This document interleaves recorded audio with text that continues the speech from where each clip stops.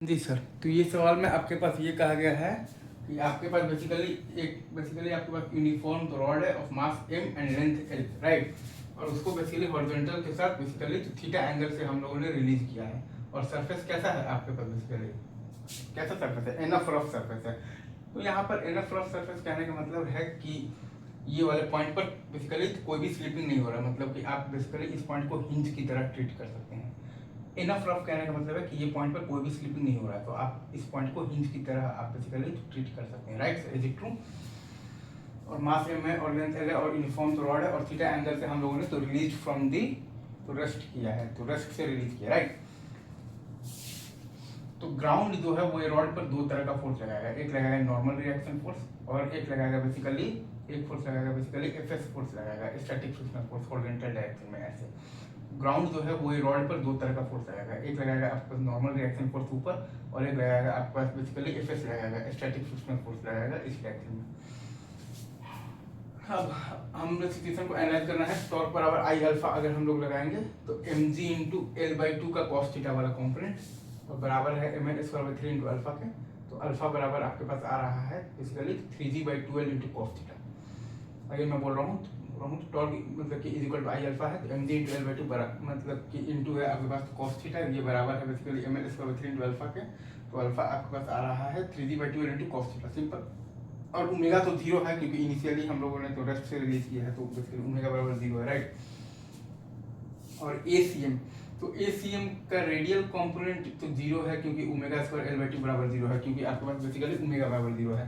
और एसीएम का जो टेंडेंशियल कंपोनेंट आता है वो आता है आपके पास मतलब कि वो आता है आपके पास अल्फा इंटू l/2, तो वो आएगा आपके पास 3g/4 इंटू आ जाएगा cos थीटा, ठीक है।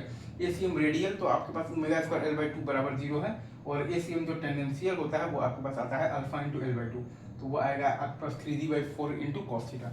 अगर मैं फिर से बोल रहा हूँ एसीएम रेडियल बराबर तो आपके पास तो ओमेगा² इंटू l/2 बराबर जीरो है और एसीएम जो टेंडेंशियल आता है वो आता है आपके पास अल्फा इंटू l/2, तो वो आ जाता है आपके पास बराबर आ जाता है 3g/4 into cos theta, right. अच्छा, अब अगर आप बेसिकली रॉड पर बेसिकली तो इक्वेशन ऑफ न्यूटन्स का इक्वेशन लिखेंगे बेसिकली तो वर्टिकल डायरेक्शन में, तो वर्टिकल डायरेक्शन में रॉड पर एक्सटर्नल फोर्स कौन कौन सा है? एक नॉर्मल है और एक mg है। तो mg माइनस n बराबर है आपके पास m इंटू at का जो वर्टिकल कंपोनेंट है, तो at का वर्टिकल कंपोनेंट आपके पास क्या है? तो 3g/4 इंटू है आपके पास cos² थीटा, तो यहाँ पर आ जाएगा m इंटू 3g/4 इंटू आ जाएगा cos² थीटा, तो n बराबर आ गया है mg into 1 - 3/4 into cos² theta, ठीक है सर। अगेन मैं फिर से बोल रहा हूँ, आप रॉड पर आप न्यूटन्स का इक्वेशन लिखेंगे वर्टिकल डायरेक्शन में, तो रॉड पर एक्सटर्नल फोर्स वर्टिकल डायरेक्शन में दो है, mg है और n है, राइट सर। तो आपके पास क्या आएगा बेसिकली, अगर आप ध्यान दीजिएगा तो mg माइनस n बराबर आएगा m इंटू जो at का जो वर्टिकल कंपोनेंट है आपके पास वो है आपके पास 3g/4 इंटू आ जाएगा cos² theta, m into 3g/4 into आ जाएगा आपके पास cos² थीटा। तो n इज इक्वल टू आपके पास क्या आ गया है mg into 1 - 3/4 into cos² theta. और अब अगर आप रॉड पर ध्यान दीजिएगा तो external force basically horizontal direction में एक ही है आपके पास एफएस है, राइट।